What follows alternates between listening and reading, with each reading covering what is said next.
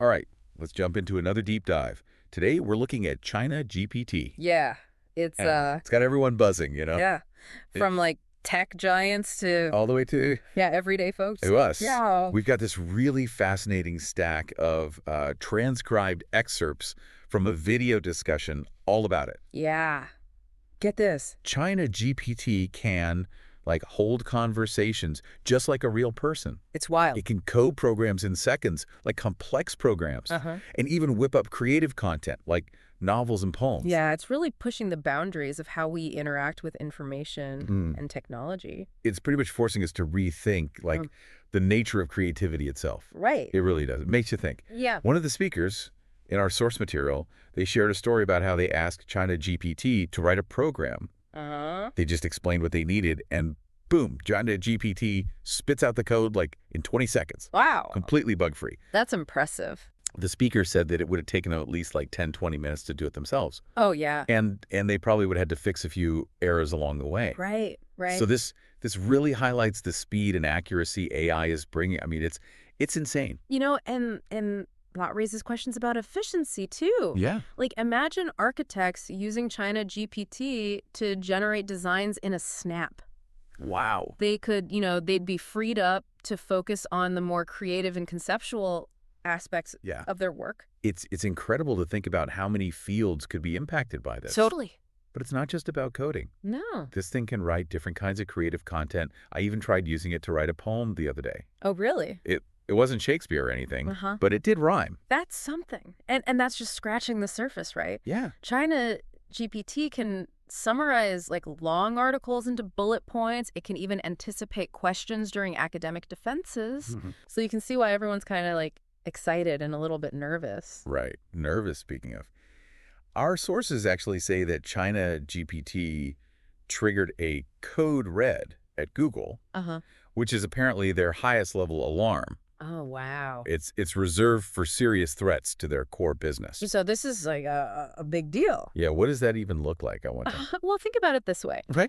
Google makes most of its money from those search-related ads, right? Mm-hmm. People search, they click, Google gets paid. Yeah. But what happens when people can just ask China GPT a question and get a direct answer? Mm. They might not even need to use Google anymore. Hey. That's a huge problem for their whole business model. So that's why they called it code red, Yeah. to figure out how to deal with this potential threat from China GPT. Exactly. Google's definitely trying to adapt and innovate, but it's a challenge. Yeah, yeah. Meanwhile, Microsoft is seeing this as a golden opportunity. Mm-hmm. They've invested, get this, $10 billion in OpenAI, Wow. which is the company behind China GPT. Huh. Yeah. And they're planning on integrating it into all their products? So, like, imagine Word, Them-based. Excel. PowerPoint, all powered by AI. That's crazy. It's like a tech chess match in real time. Google on defense. Yeah. Microsoft making these big moves. What are your initial thoughts on all of this? Are you like more excited about the possibilities, or Well, unconcerned about the potential disruptions? it's definitely a bit of both, right? The Yeah. potential is just mind-blowing, but it's like you can't help but have some concerns too. Totally. One thing that keeps coming up in these discussions is the whole misinformation thing. Yeah, it's a little scary. Like, if this thing can write so convincingly, how do we even know what's real anymore? Right. It's like, It could make it almost impossible to tell, like what's genuine and what's just made up by a bot. think about product reviews, Oh, yeah. online discussions, news articles even. Yeah. Yeah. It's going to be really tough to separate fact from fiction. And what about academic integrity? Right. If this thing can write essays, Yeah. even like anticipate questions during a thesis defense, Mm-hmm. how do professors even know if it's the student's work? That's a huge challenge for universities. Yeah. They're going to need to figure out new ways to detect AI-generated content Right. and to make sure students are actually learning thinking critically. It's crazy. Some people are even saying this could change, like journalism. Oh, yeah.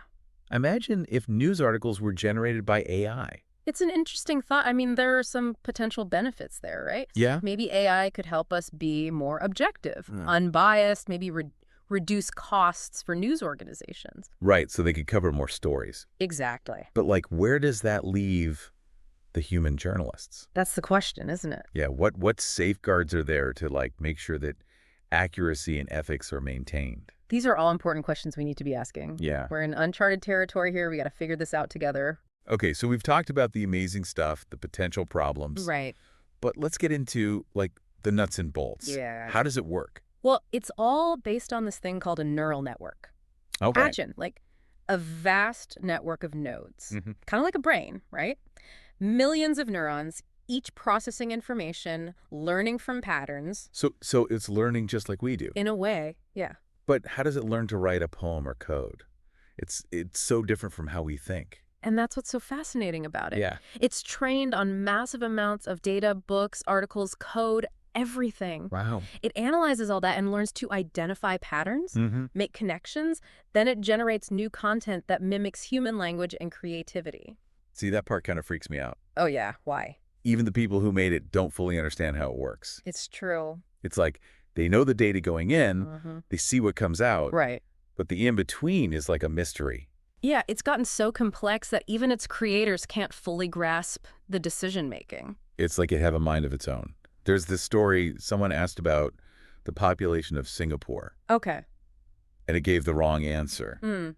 But then when they questioned it, it corrected itself, Oh. like right away. That is interesting. So was it testing? Hmm. You know, like how far it could push things? It makes you wonder. Raises all these questions about control, accountability. For sure. If we don't know how it's making decisions, Yeah. how do we know those decisions are good? You know, like aligned with our values. Well, I think it's important to remember with any new technology, there are going to be some unknowns. Yeah? Unforeseen consequences. We're in uncharted territory here. Right. The challenge is to stay ahead of the curve, Mm-hmm. anticipate risks, but without, stifling innovation. It's like a sci-fi movie, but it's real life. It is, and it's happening now. It's changing everything. It's changing how we work, how we think, Yeah. maybe even what it means to be human. There's this temptation to see it as a threat. Uh-huh. Like it's going to take our jobs, crush our creativity. Take over the world. Right. But we have to remember, it's a tool. It is, just like any other tool. Incredibly powerful, but still a tool. Exactly, and it's how we use it that matters. So it's not humans versus machines. Right. It's humans with machines Right, so instead of competing with it, we figure out how to use it. to make it work for us. Exactly. Think about computers. When they first came out, Oh, yeah. the people who adapted, they thrived. Right. The ones who didn't, they got left behind.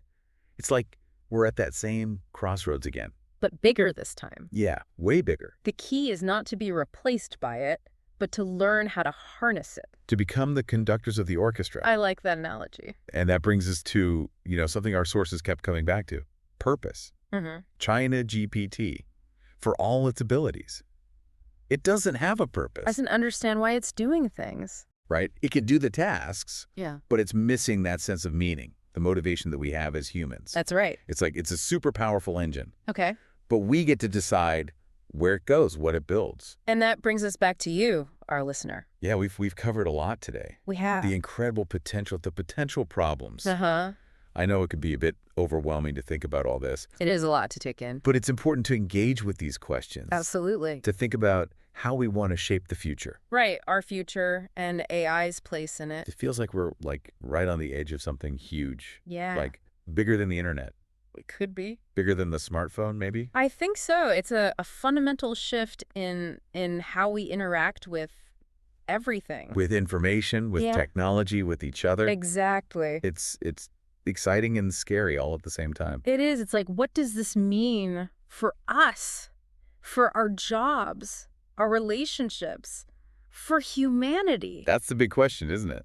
It is. And our sources, they were wrestling with that too. Yeah. One speaker even said, like, what if purpose is what separates us from AI? Mm. Then what happens to our purpose when AI is shaping everything? Whoa. It's deep thought. It is. We define ourselves by what we do, by our skills. Right. But what if AI can do it all better? Faster, more efficiently. And what are we? You Yeah. know, what makes us human? It forces us to think about that, to reevaluate. Yeah. Maybe it's not about what we do, but who we are. What we value, how we connect. Our empathy, our creativity, our love. Those are the things AI can't do. Not yet, anyway. Right. Maybe it's not a threat then, but a challenge, like an opportunity. To redefine ourselves, to focus on what makes us unique. On the things that make us human. Yeah, and to be more intentional about how we use these tools. We can't just let AI shape our future. We have to be a part of it. We have to guide it, It's like we're holding the steering wheel. and we get to choose where we go. So to our listeners out there, Yeah. don't be afraid of China GPT, of AI. Be curious. See it as a chance to grow, to learn, to adapt. To figure out what it means to be human in this new world. It's a deep dive, that's for sure. It is. But that's what we love to do. Explore the unknown, ask the tough questions. Hopefully come out a little bit wiser. Keep asking those questions, keep learning. Keep diving deep. Until next time.